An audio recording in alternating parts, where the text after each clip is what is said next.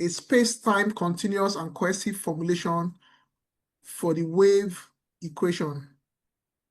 And you are welcome to this seminar, as the seminar is going to be discussing the numerical solution of partial differential equation, which I believe is an area that is underexplored in our community.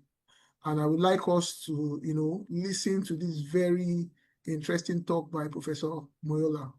But before we start, I will call on Ms. Festa to please read the bio sketch of the author of the lecturer today. And after that, then Professor Moiola can take it up from there. Thank you. Good afternoon, everyone. Yeah. Andrea Moiola received a PhD in mathematics at the ETH Zurich, Switzerland in 2011. He was then research fellow at the University of Reading, UK, until 2017.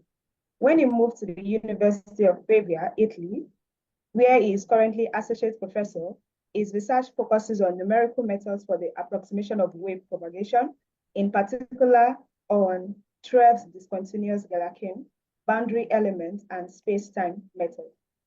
Thank you. Okay, so I'll now call on Professor Moiola to share his screen and give us his talk.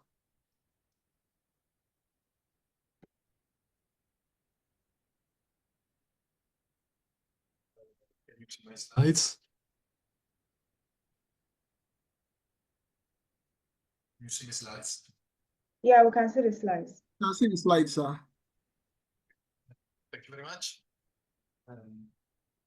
This basically talk about the PhD project of Paolo Bignardi, who was a PhD student who finished just a few months ago.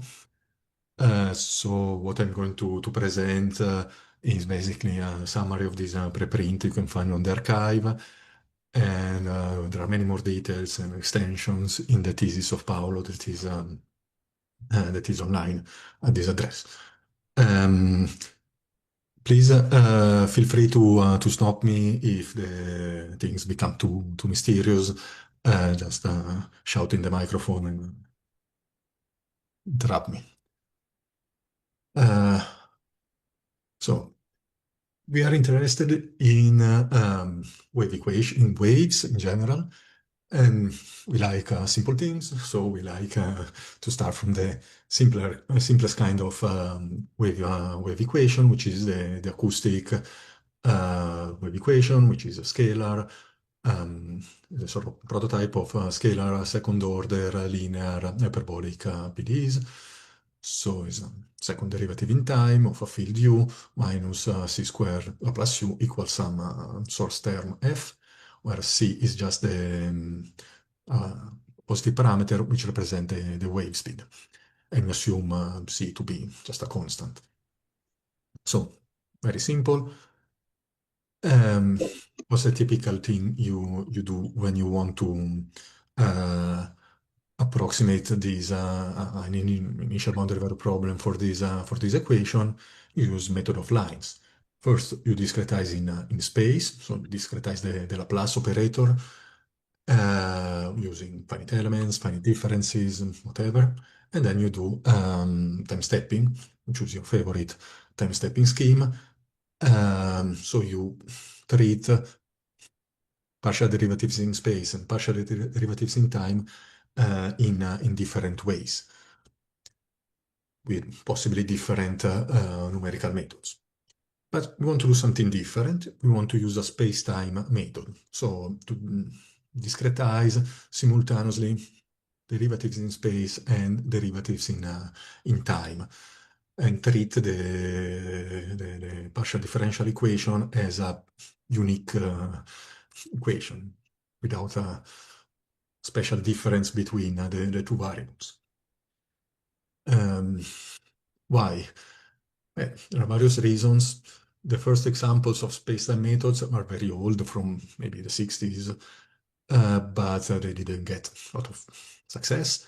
But in the last 10 or 15 years, there have been a lot of works on space-time methods maybe more on parabolic PDEs, but also on hyperbolic PDEs.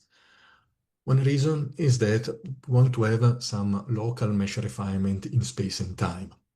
For instance, imagine this picture here on the right is a space-time domain in where the horizontal direction we have space, in vertical direction we have time, and we have a wave that moves to the right, hits the boundary, bounces back to the left. In some part of the domain, nothing happens, the solution is flat, so you don't want to use a coarse mesh in a finite element scheme, so very few degrees of freedom. In some other parts, you want to refine and put more degrees of freedom, a finer mesh, but the region where something happens, where the profile of the wave is interesting, changes in time, so moves beginning to the right and then to the left. So you like to have to use finite elements with a mesh like this one, with a refinement that is not in the same position in space at all instants in time. So using a mesh of this kind is difficult. It's possible, but it's quite difficult with the method of line, with time stepping. Then you don't want to prescribe a mesh of this kind a priori. You would like your method to figure out what is a good mesh of this kind, so to use some adaptivity. And this is also something that seems to be for which space-time methods can offer some advantages. You want to be able to do some parallelization, some parallel computations. There are many situations where the boundary of your domain evolves in time. So at every instant of time, you want to approximate the solution on a different space domain. And also in this case, using method of line can be complicated. And in some cases, we want to use the tools we know from, or the techniques we know from elliptic PDEs to adapt to hyperbolic equations. And mostly because I come from elliptic PDEs, so these are the tools I know. Okay, so we want to use tools from elliptic PDEs. And so we do a sort of recap of elliptic PDEs or the things we sort of general variational formulation and Galerkin for elliptic PDEs. And just look at simple example, the simplest example. So the prototype elliptic PDEs, or boundary value problem for an elliptic PDE is the Dirichlet problem for Poisson equation. So minus Laplace u equal f on some domain omega. You can take as some bounded Lipschitz, for instance, a polygon in the plane with zero boundary condition on the boundary.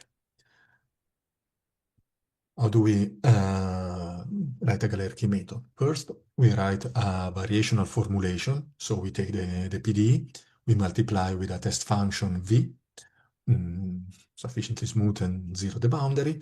We integrate by parts, and we get this relation. This is just integration by parts of the Laplacian.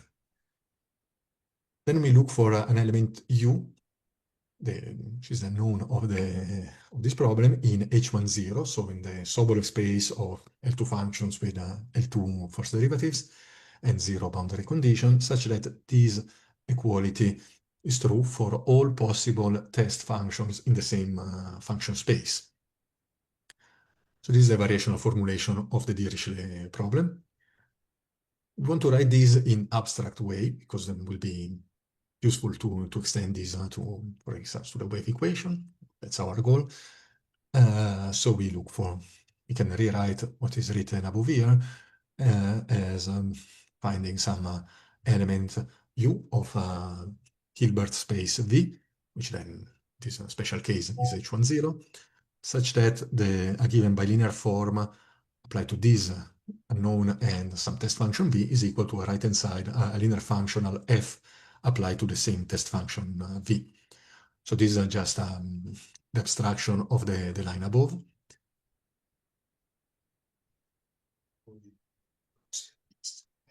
Typical Galerkin technique is to choose VH, a finite dimensional subspace of V, and look for an element of this finite dimensional space such that the same equation, the same variational equation written above, is true for all test functions in the same finite dimensional space. So typically, in finite elements, you choose VH as a space of piecewise polynomial on a given mesh. But there are plenty of other possible choices. Why is this convenient? Well, first reason is that you can write this in a very concrete way. You choose a basis function of your discrete space. This space is a space you choose, so you have all can choose it in such a way that you have a simple basis. Choose a basis, and you write a linear system in this form, usual linear algebraic system, where the matrix B has entries corresponding to the valuation of the bilinear form in pairs of elements of the basis. And the right-hand side is the valuation, or each component of the right-hand side is the valuation of one of the right-hand side of the variational problem in one of the basis functions. So you can compute B and F once you know little b and the function of F, and you've chosen your basis. And then when you solve this linear system, the vector U gives the coefficient in the linear combination of the basis function that gives the solution of the Galerkin method. So these are two different ways. This one and this one are equivalent ways of writing the same, exactly the same method. This is the sort of the way we used to define it and to analyze it, and the second is how we implement it. But the Galerkin method is interesting for this kind of problems because gives immediately a well-posed and quasi-optimal linear system for all possible finite dimensional subspaces VH. So if you want to solve this Poisson problem, you have the ambient space V is H10. You take any, you partition the domain omega in triangles, if you are in 2D. You take any triangulation of omega, take any space of piecewise polynomials on this triangulation, and you can assemble Galerkin, and this will be well posed in the sense that the matrix of this system is invertible. You press solve on your computer and you get a solution. It's not, there is no risk of getting singular systems and so on. Why is this? This is true because of Lax-Milgram theorem. And this requires two different conditions: continuity and coercivity of the bilinear form B. Continuity simply means that the bilinear form is bounded by the norm of the arguments, the norm in V, which is the ambient space, so H1 in this case. Typically, this can always be satisfied. You choose the norm in such a way that this is continuous. Second, you need coercivity. Coercivity means that then when you write the bilinear form in the same element twice, so you compute in the same element twice, BB, then what you get is positive and is bounded below by a positive number, the coercivity coefficient, and the square of the norm of the argument, where the norm here must be the same as the continuity norm. These are we call it coercivity, sometimes called the sign definiteness, is the same, is a positivity property of this bilinear form. Lax-Milgram theorem says exactly that once you have these two properties, then the linear system arising from the Galerkin method is invertible, so the method is well posed. You can always compute a solution. Then the second property that follows from Lax-Milgram is the quasi-optimality that I mentioned before, which is this inequality you see here at the bottom. Quasi-optimality says that the error committed by the Galerkin method is bounded by the best approximation error. This inf is the best error, the smallest error you could commit if you were able to choose if you knew the exact solution you, and if you could choose the best element in your, say, piecewise polynomial space. So this is the best you can hope for, this inf, once you have chosen your space VH here. Galerkin method is quasi-optimal in the sense that the error committed can be larger than this just by a constant factor, and this constant factor is this ratio CB over gamma B, which is the ratio between the continuity and the coercivity constant. Okay. So here the point is that to get all these good properties, we need continuity and coercivity of the bilinear form respect to some norm. This is very simple for Poisson, more complicated for more complicated problems. In particular, for the wave equation in space-time, seems impossible to get coercivity. Why? Differently from Poisson, the wave equation involves a difference between second derivatives. So the second derivative in time and the Laplacian have opposite sign. There is a minus sign inside here. So when you multiply with a test function and you integrate by parts in the space-time cylinder, now Q is a domain in space and time. When you integrate by parts, you change both signs, but you can turn this equation as you wish, but one will have one term, the term coming from the time derivatives. Yes. Sorry.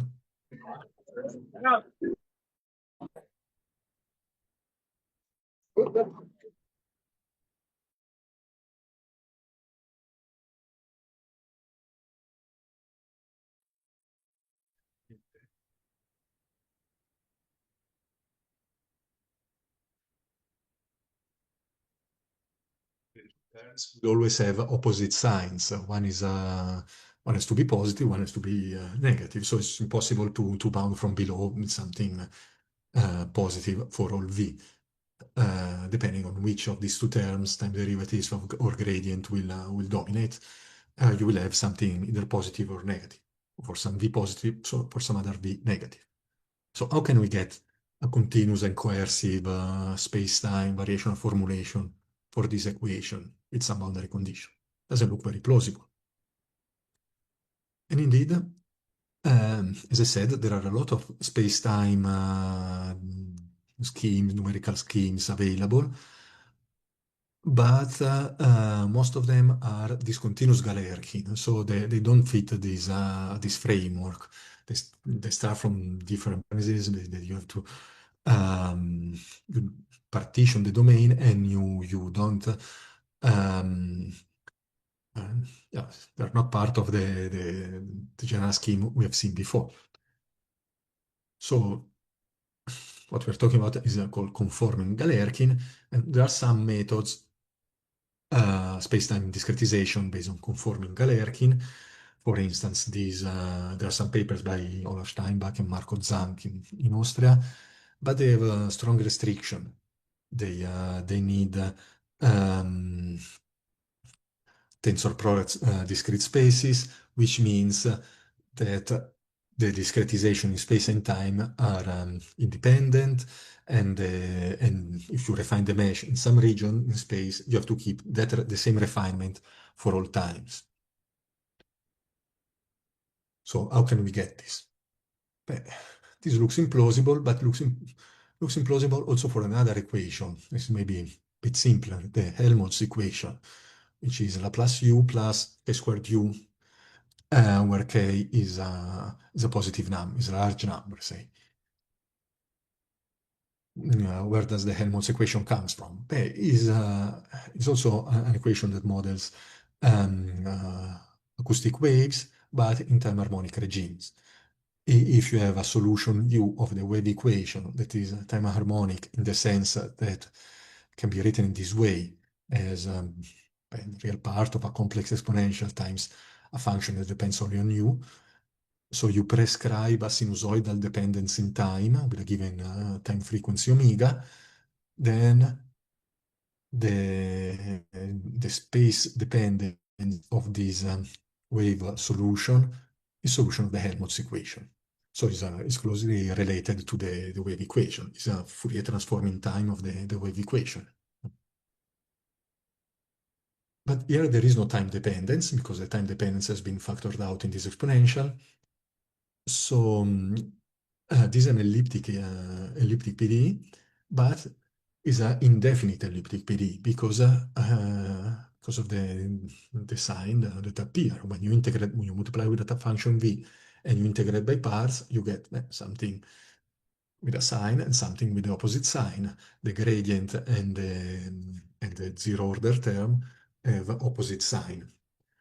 So apparently, also in this case, it's difficult to, it's impossible to bound this from below. But several years ago, together with the colleague Johan Spence from Bath, we found a coercive formulation for this Helmholtz equation, for some boundary value problem for the Helmholtz equation.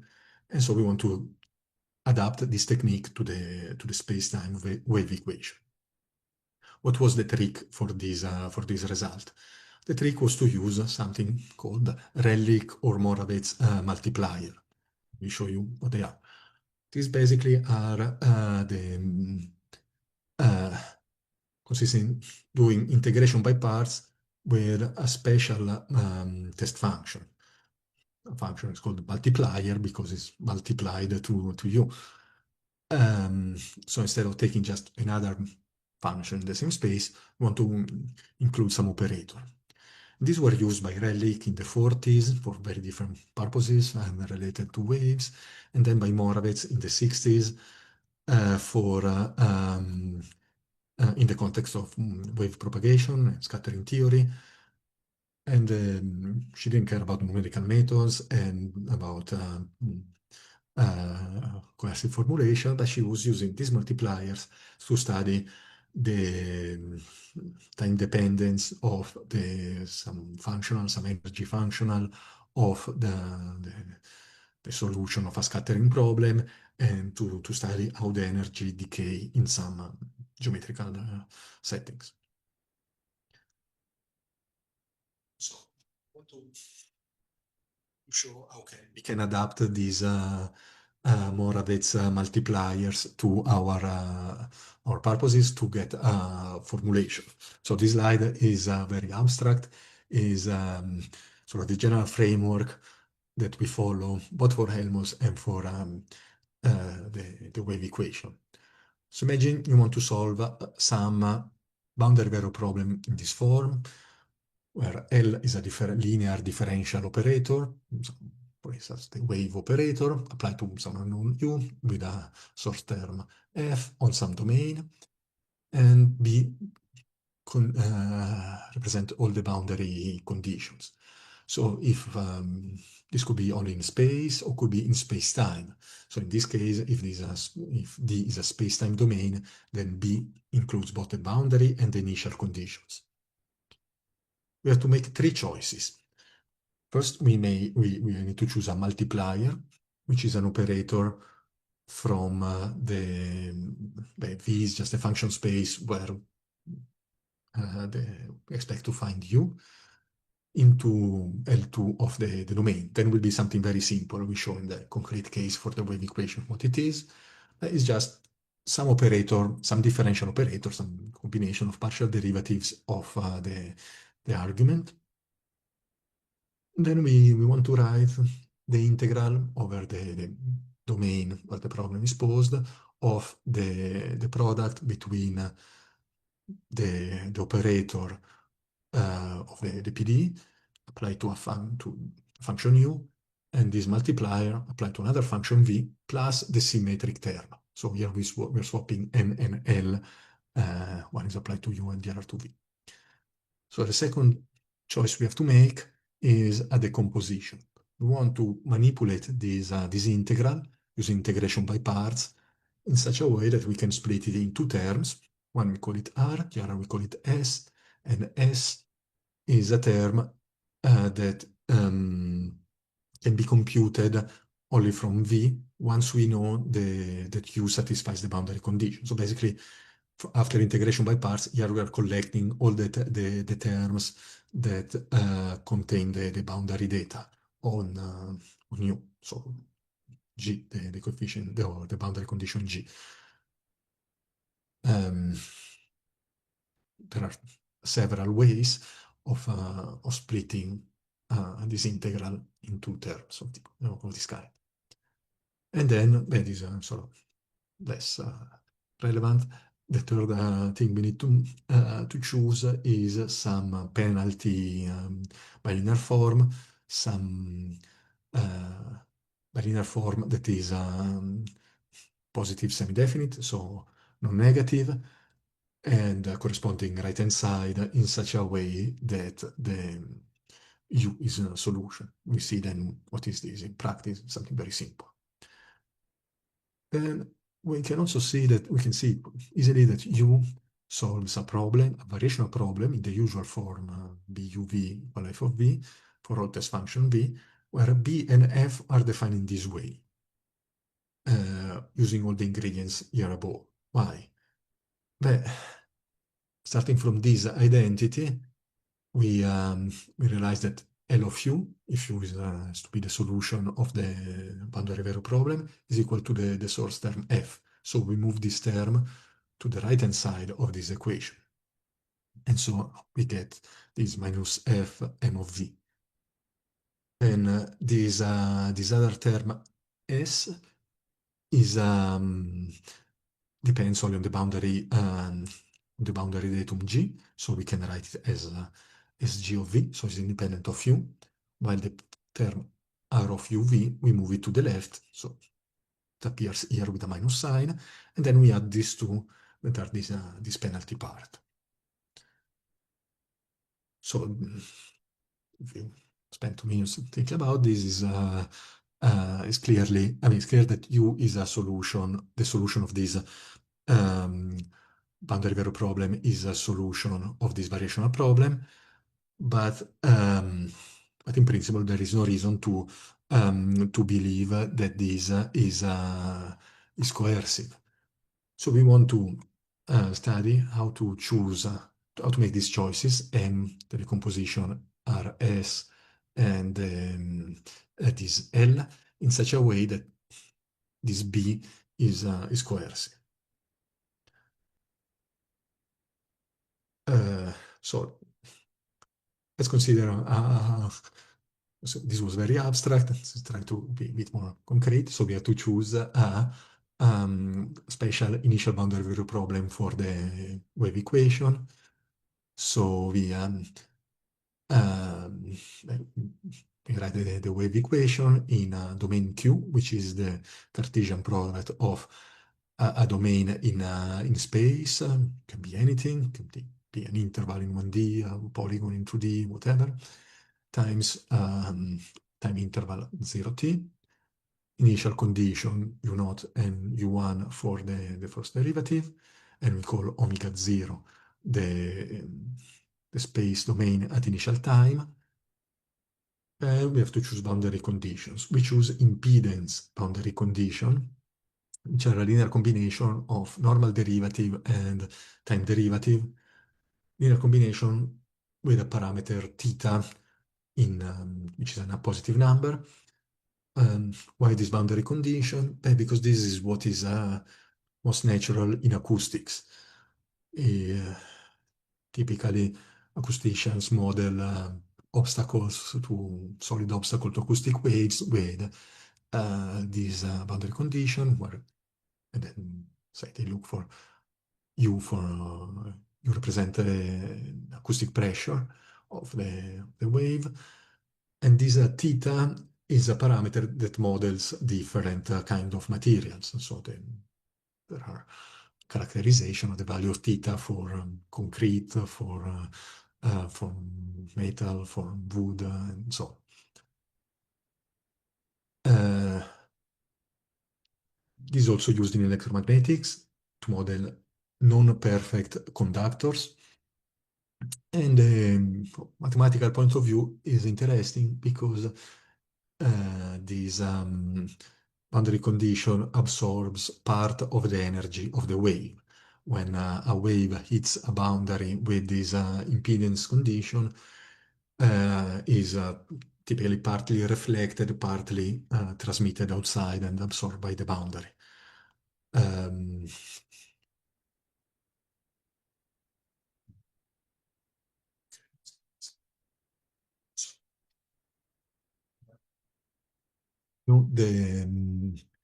The wave operator, so second derivative in time minus Laplace.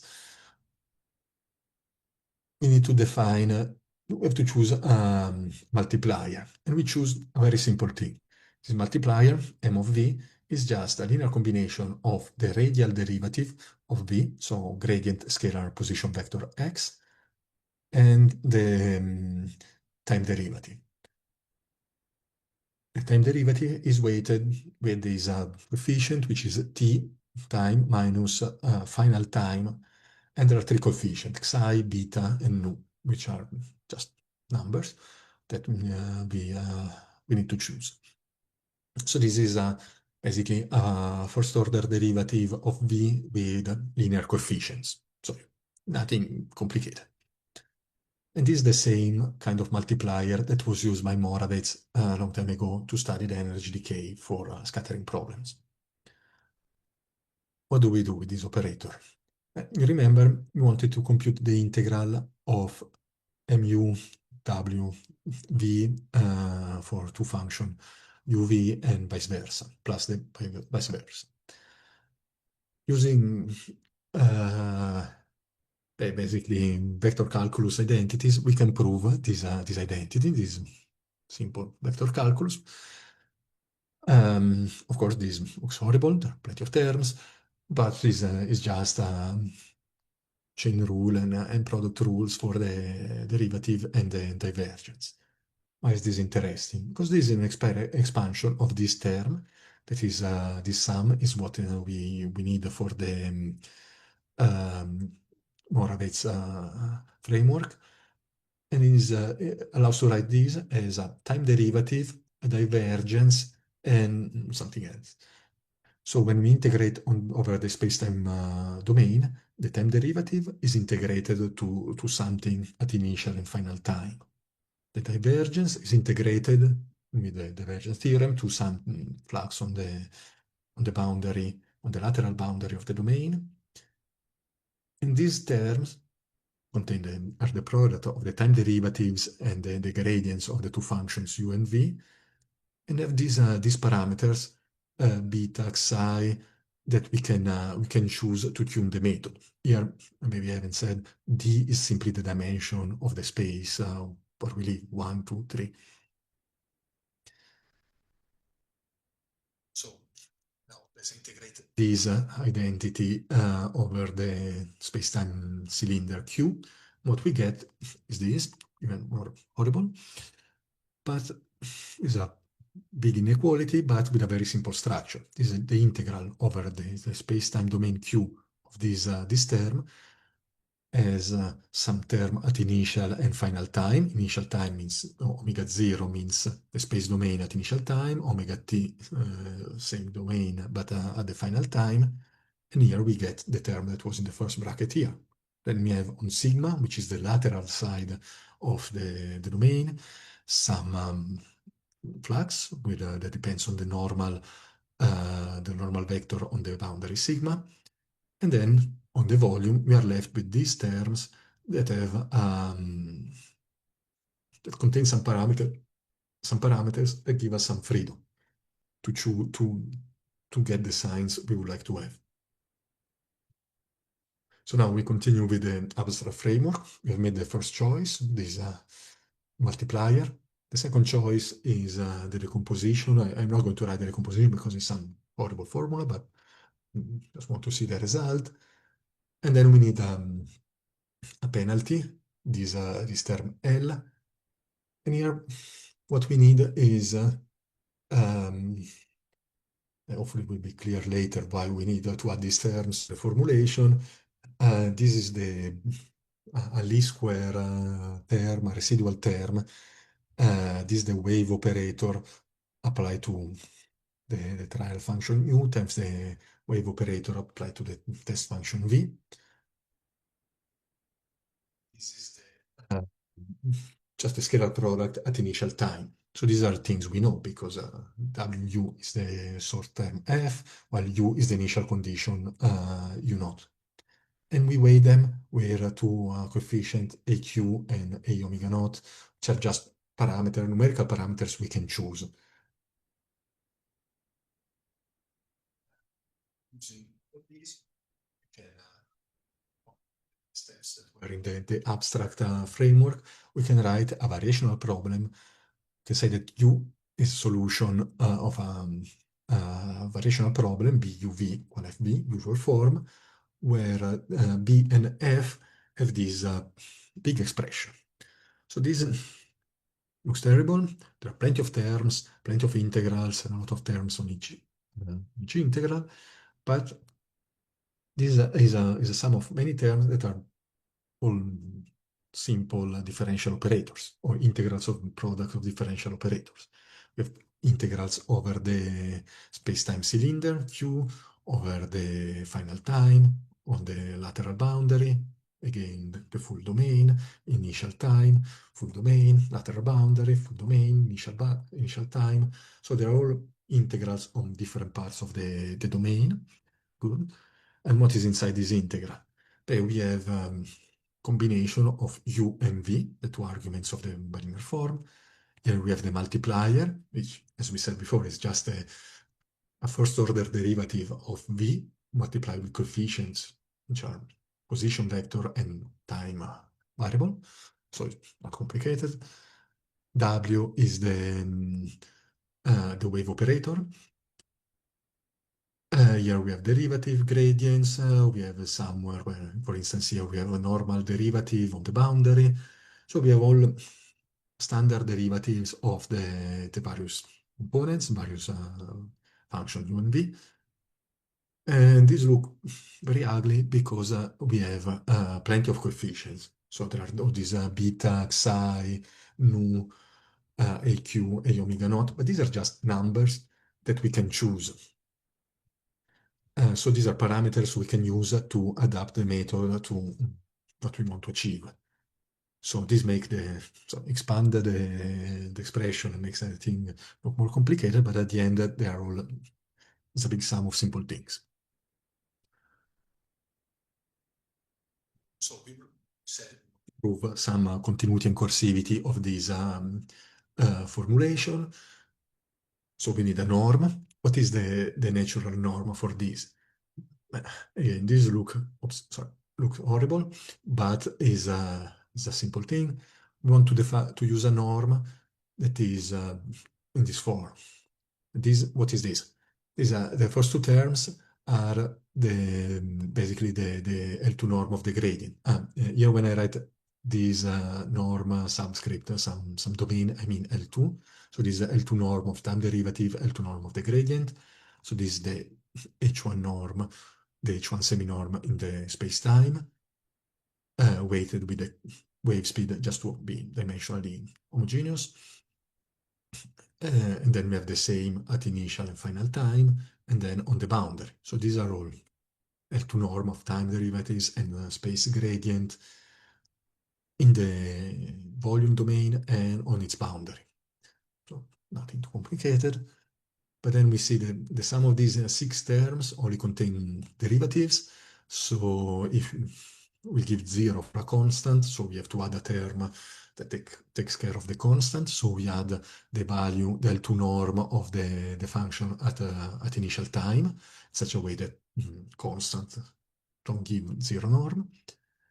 But then we need to add this other term, this W. This is the wave operator. So this contains second order derivatives. Why we need this? Because we want to use this norm to prove the continuity of this the bilinear form B, and then the right hand side F. And here in the bilinear form we have this W, the wave operator, and this is a second order operator, so we need to include it here. So here we have some second order derivatives, but only a second order operator, Laplace minus second derivative in time, and that is there, and we have to keep it. So this norm is stronger than H1, but weaker than H2, because there is only this second order derivative. So this norm is chosen simply to control all terms in B and F. Back again, all the terms here can be controlled using Cauchy-Schwarz, only Cauchy-Schwarz, with these terms in this norm. So one can prove the continuities and estimate this constant. But what's the difficult thing here? We want to prove coercivity. What can we do? If we have to make an important assumption, we have to assume that the domain in space, omega, is star-shaped respect to a little ball B delta L. Now, L is the diameter of the domain, the largest segment in the domain omega, and B delta L is a ball of radius, a fraction delta of the diameter. And we want the domain omega to be star-shaped respect to this ball. This means that if you choose any point in this ball and any point in the domain, the segment connecting these 2 points doesn't exit from omega. So basically, you can sit in one of these points in the ball, keep in your hand a laser pointer and point around, and you can point to all points in omega. There are no shadow regions. There are no complicated non-convexities. So this is an extension of convexity, but you can think of convex domains if you prefer as well. Under this assumption, and assuming that the coefficients satisfy some condition, but these conditions are very, very simple. The coefficient xi that enters the multiplier, AQ and the omega 0 that are in the penalty terms just have to be any positive number. Nu has to be larger than 1, and beta has to be larger than something that is computable. Then, under all these assumptions, B, the bilinear form, is bounded below by the norm squared of U times a coefficient that, if you choose the coefficient here in a simple way, is just 1/4 on the star-shapedness parameter. So this is the coercivity of the bilinear form. And this is proved only using Cauchy-Schwarz and simple inequalities. And the star-shapedness enter the story, enter the proofs, simply because it's equivalent to this inequality on the scalar product between the unit normal pointing outside and the position vector x on the boundary. So the star-shapedness gives a lower bound on this, and the boundary terms that are present in B become positive under this assumption, and you get this inequality. So this gives maybe we can skip this, gives the coercivity and so the well-posedness of any conforming Galerkin scheme. This means that we can choose any finite dimensional space Vn in V, here change the notation, sorry, from H to N, and then there exists a unique element in this discrete space such that this equality is true. The variation problem restricted to Vn is satisfied. And this can be computed with the linear system assembled exactly as before. Moreover, the error committed by the Galerkin method is bounded by the best approximation error in times quasi-optimality constant, that if we choose all the coefficients entering the theory in a simple way, is something, just some expression, but is just a number. Depends on delta, the star-shapedness parameter, beta, which is this number here, theta is the impedance parameter in the boundary condition, T is time, final time, L is the diameter of the domain is something quite simple. So this controls the error in this norm V, which is a very strong norm, which is a good thing because we would like to control the error committed by the method in a strong norm. What is the issue here is that this norm contains this residual term, which has a second derivative, is the wave operator. So we cannot use a standard piecewise polynomial space using finite elements like piecewise linear or so, because the second derivative of a piecewise linear is not in L2. So this is a L2 norm. We want this to be well-defined and finite. So if you use piecewise smooth spaces, piecewise polynomials, which is the natural choice to make, and we need to use spaces that are C1. So we need continuity also of the first derivatives, not only of the functions. This is a complication, but it's not too complicated. There are plenty of spaces, discrete spaces that have already been developed and studied since decades. For instance, spaces made of splines, like those from isogeometric analysis. So just some numerical examples. So these are computed in MATLAB. It's just one dimensional space. We have also examples in higher dimensions. And here we're using splines on a regular mesh of quadrilaterals. And here we use cubic splines. This notation means splines of degree 3 in x, splines of degree 3 in time t, so total degrees 6, and C1 continuity. So just two examples. The first one is for a smooth solution where the solution is the sum or the difference, better, of two Gaussian functions. That here x is on the horizontal line, time is in the vertical direction. So these two propagate to the right. They hit the impedance boundary, and they are partly reflected back in the domain.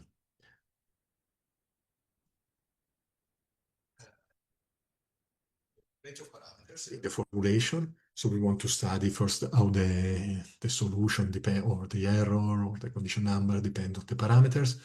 So first we fix the simple way all the parameters enters the multiplier, and we want to study the dependence on the two parameters entering the penalty terms. And remember, AQ was the parameter that was multiplied to the residual, the wave operator. And we see that if we plot the L2 error of the solution against AQ, we see this kind of plot, which is something very flat, basically. Once this parameter is, say, smaller than 1, if it's too large, then we run into troubles. But if this parameter is smaller than 1, basically there is some optimal value somewhere here, 10 minus 2, but if we take it very small, at worst, we lose a factor 2 in the error, so not a big deal. This means basically that in practice we can take AQ equal 0, so we can get rid of the second order derivatives in the formulation, and numerically not much changes, while we need this term to be positive in the theory. So this is a sort of suboptimality of the theory. Then here, these two plots are showing the error on the left and the condition number in dependence. I don't know if you can read it because it's very small. Dependence on the horizontal line, there is the second parameter A omega naught, and the vertical axis there is AQ. And we see basically here the point is just that this plot don't change much once A omega naught is not very small. So here we have a big region where the error is more or less the same, which means the choice of this parameter is not very delicate. We can choose any point here, you get any choice of parameter here, you get the same result, basically. We can also vary the parameter xi and beta entering the multiplier.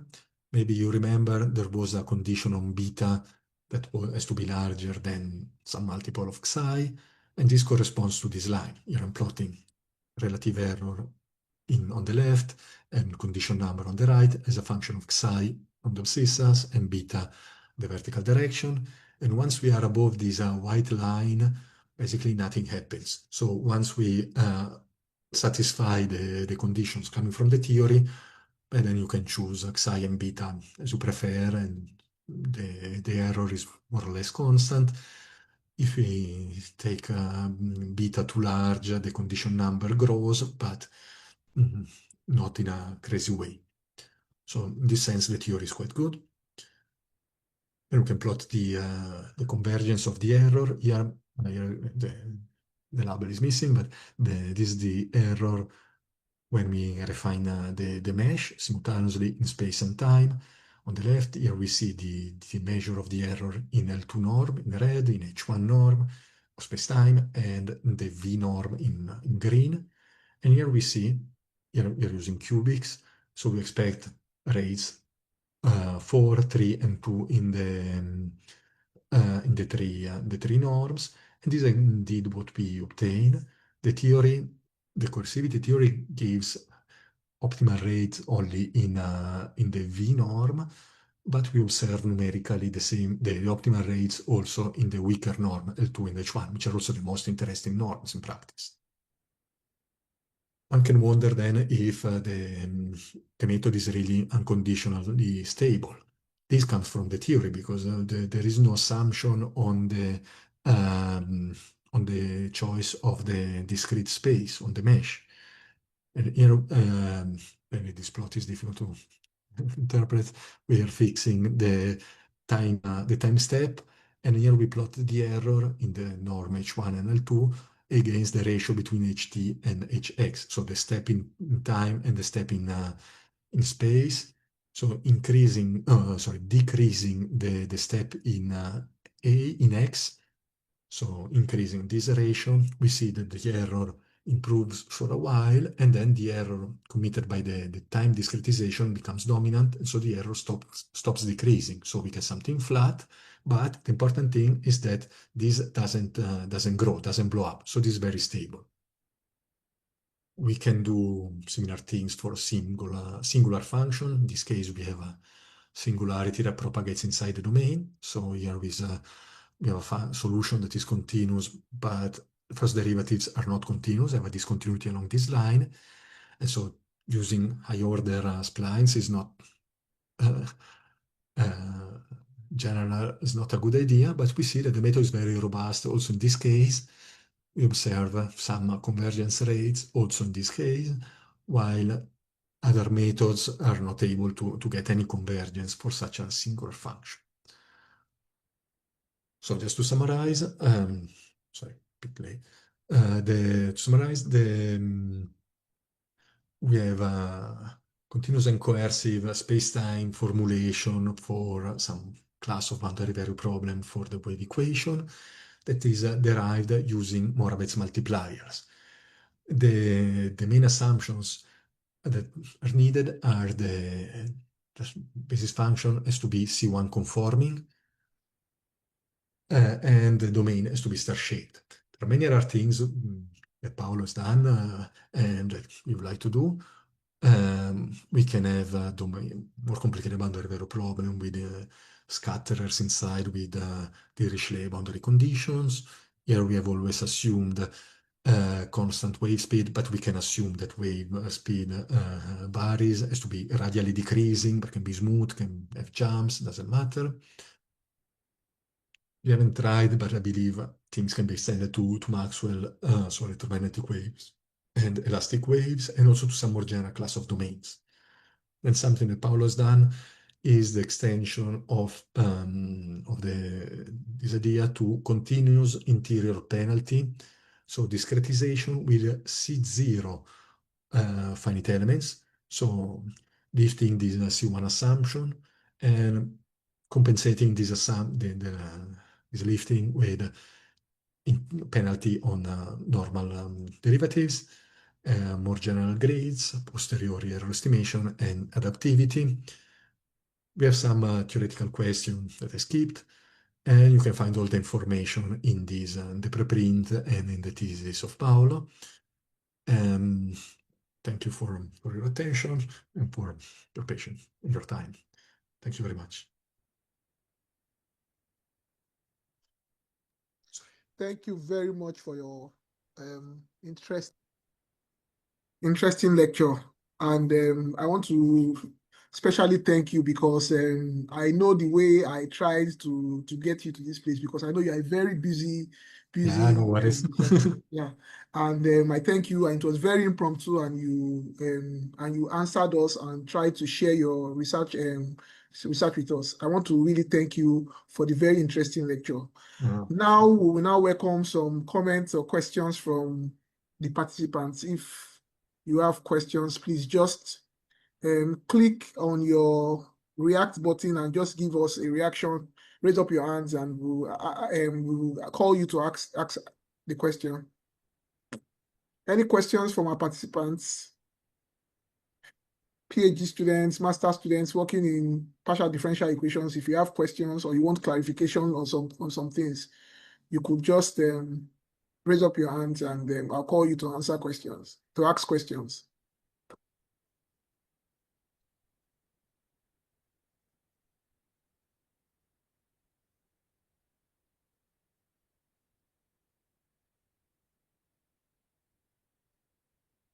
Okay, if there are no questions, maybe I'll just call on just to inform us that the director of the National Mathematical Center is here with us today, and I think I could see Professor Ario too on the participant list. So maybe I just give the director of the Mathematical Center, Professor, maybe promised to give us maybe a word. Then maybe Professor Ario too should just give us some remarks, and then we can go. Director, sir.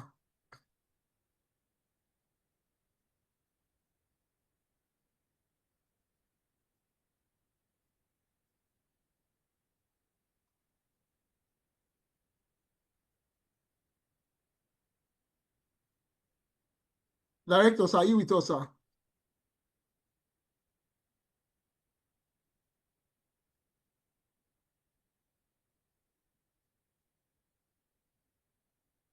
Okay. Professor Ario, please, could you just give us a remark or a comment on...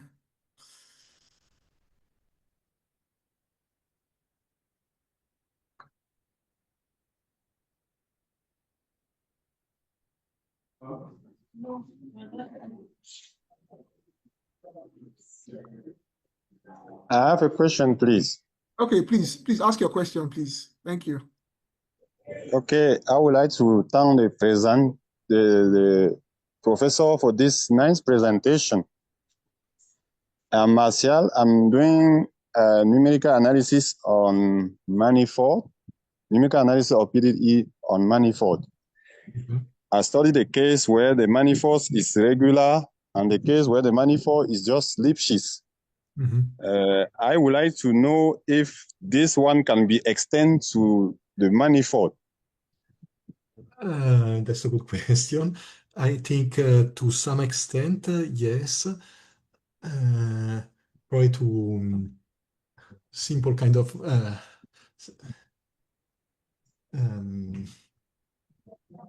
yes, the geometry of the problem is important. So you need yeah, you can interpret the wave speed as a metric in the manifold, and then you get some constraint on the metric, but for sure can be extended to some cases. In the preprint there is nothing in this direction, but Paolo wrote something in the thesis, or some section on the thesis on variable coefficients, and this can be sort of pulled back to some manifolds. Now, it's difficult to say. logically which kind of manifolds you need, but for sure there is not a problem of regularity. Lipschitz or non-Lipschitz doesn't matter. It's a matter of monotonicity of the metric coefficient. These what I said here in just one word, radially decreasing wave speed. But for sure there is space for doing something in this direction. Yeah, okay. If some collaboration is needed, it is welcome. If it is possible, we can Maybe, yes. be in touch. Okay. Okay, so Professor Moiola, please, could you help us maybe type your email address on the chat box? Maybe if we could reach you out if there's something they could do. Yes, I can put it in the chat. Thank you. Hello, good afternoon. Director, sir, are you with us, sir? Yes, I'm with you. Sorry, I was off. Oh, I'm okay. back now. Thank you. Okay, please, sir, I would like you to give a remark on, yes, on this, sir. All right, I want to thank you very much for inviting persons that are well known in their fields. I think it is a very good one for us. And I also want to thank the person that presented. I think it's a very good one. But my own question or per se is it possible to apply these to variable coefficients? That's my question. Thank you. Yes, the condition is this one is, oops, sorry. We need the wave speed to be increasing radially because we need to avoid trapping of rays and say that there is a simple extension to radially decreasing coefficients, and this is already in the thesis of Paolo. For more general coefficients that avoid trapping is maybe possible, but more complicated. You have to choose a more complicated multipliers that follow the light rays, the trajectory of rays or particles with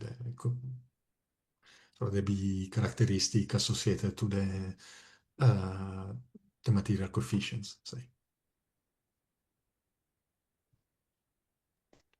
Thank you. Okay.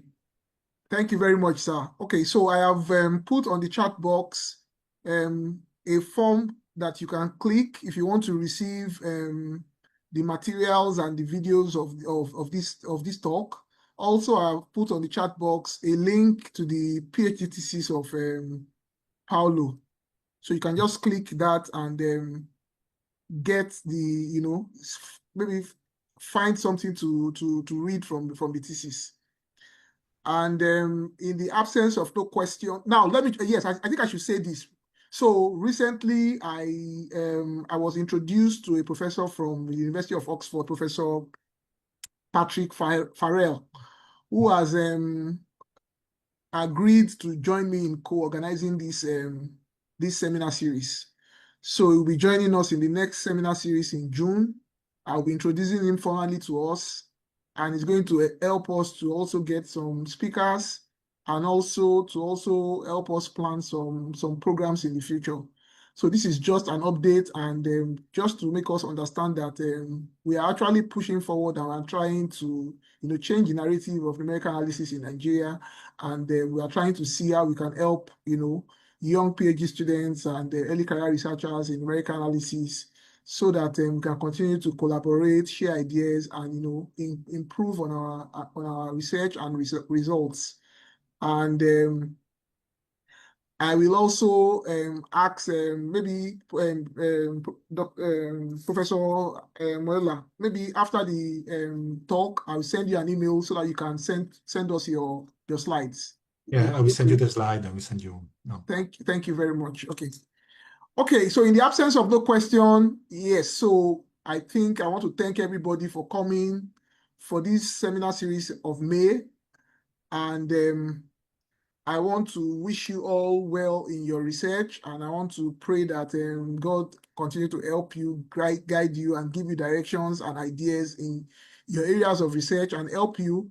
And if you have problems with your research, please feel free to reach out to me, and I can help you or connect you to people that are working in those areas, and they can find solution for you. Thank you very much for coming today. See you in June. Bye-bye. Thank you. Professor Moiola, thank you so much. Thank you very much, please. Thank you. I really appreciate you. Thank you so much. No worries. Thanks to you. Bye-bye. Bye-bye. Bye-bye.